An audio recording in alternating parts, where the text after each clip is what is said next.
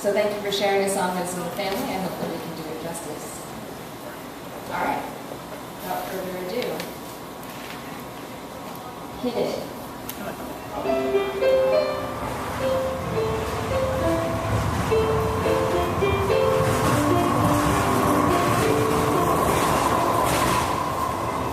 Leave it today for Salt Lake City,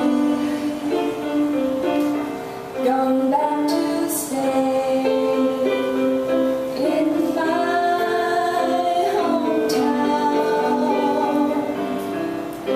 weary of wandering from side to city.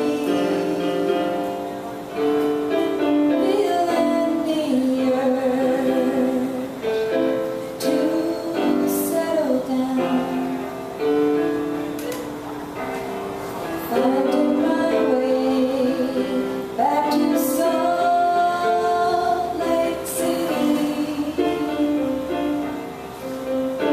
Real long, coming high and night, strumming my longing to soft and pretty.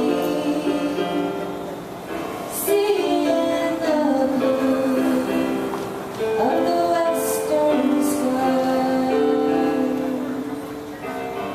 making my mind to my home in the valley, hoping to find all I left behind. Brotherhood, love, and an even tally. These are the things that claim my mind.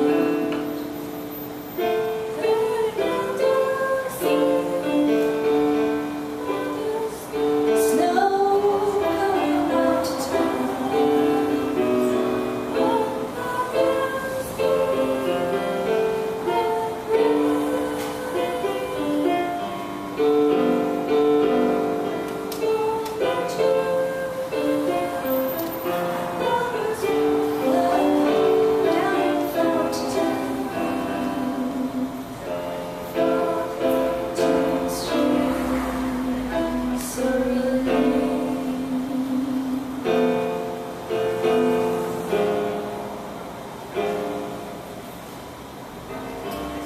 living today to the Salt Lake City, going back to stay in my hometown,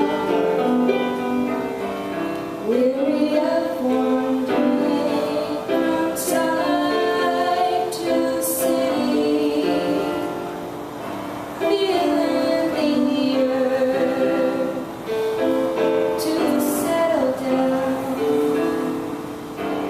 feeling the urge to settle down.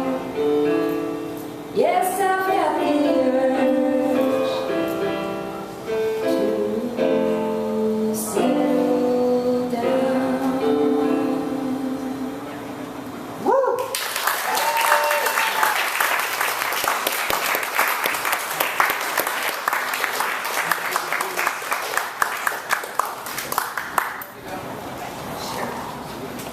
And now it's my pleasure to introduce Jeff on board this story. Everybody knew everybody.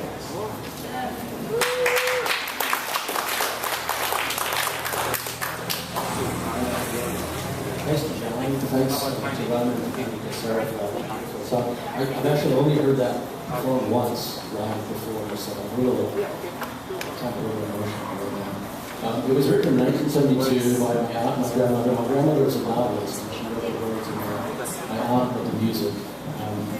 And the first time I heard it, the only time I heard it, before the night, I went to visit my aunt. She lives in this little town called Nephi, Utah. And she pulled out this guitar that my grandfather made. And she sat down and she pulled out this sheet music that I said that had been written by her and my grandmother. And I didn't know anything about any of this stuff.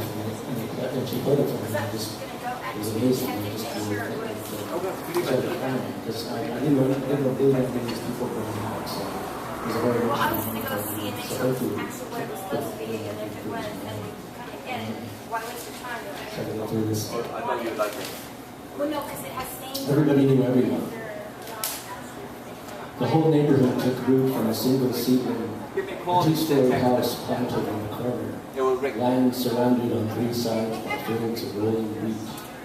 The closest business, the work in Wondery Dairy, family-owned acres of cow pasture a mile or so to the east.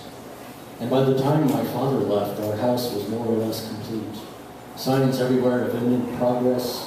In 5 more years, the area had been transformed. Tract homes and chain-link fences and manicured lawns everywhere. Streets and circles named after feelings of elation the developers and their backers must have felt as suburbia ripened and home prices plumped. Glee Drive, Carefree Way, and Happiness Road. We lived on happiness, and it seemed to me that each young family who moved there did so to secure a tangible piece of it.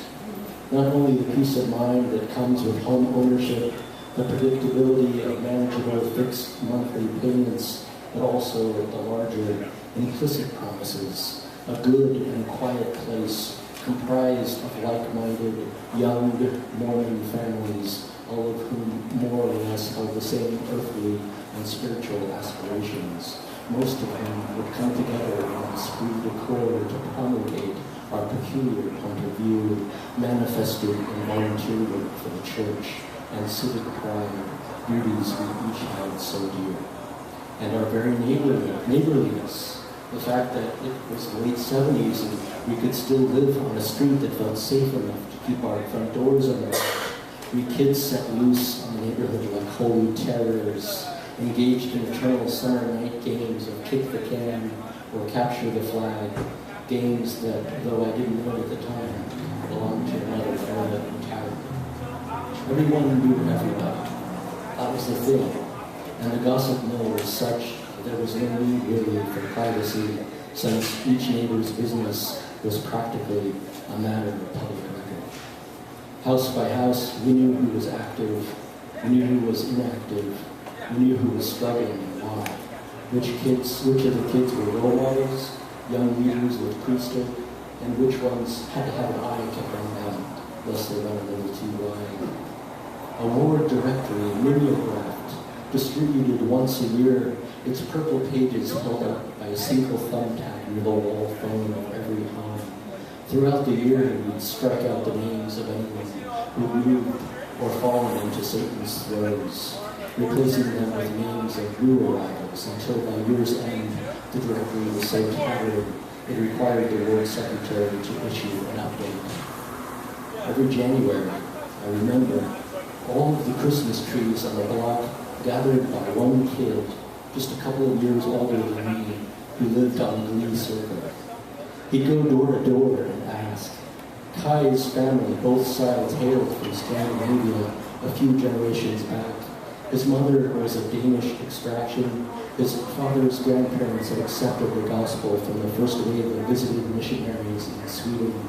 His dad was once a second counselor. This boy, who through the fault of the stars had been born near the end of January, had stumbled into some old Norse tradition, evergreens in the new year, going orange, still covered in strands of tinsel, dotting the snow-crusted curbsides of our neighborhood, and there he was with his sled, under cover of night, exhaling a cloud of warm breath and secreting each one away to a special stash in his parents' backyard, the biggest backyard in the neighborhood.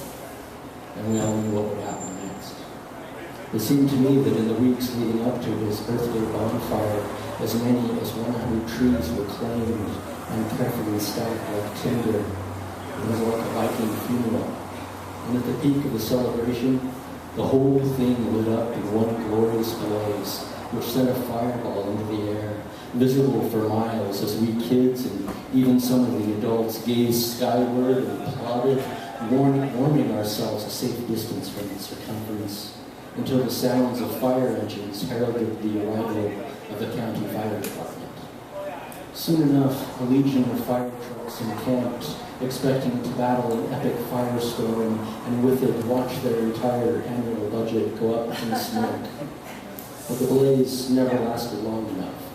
In minutes, the conifers had transformed into a pile of ash which flecked and smoked across the skyline, obscuring constellations. The fire captain, I recall, cracked his jaw before issuing the boy's father a stern warning. Then he reluctantly wished Kai a happy and safe birthday, and then he left. And in spite of the warnings, the same every year, the event was never in any danger of being canceled. In the aftermath of that intense heat, I remember the cherry trees on the adjoining property burst into an early parade of pink blossoms that for weeks afterward fell off the branches while the cold remained, flecking the late season snowpack. Thank you.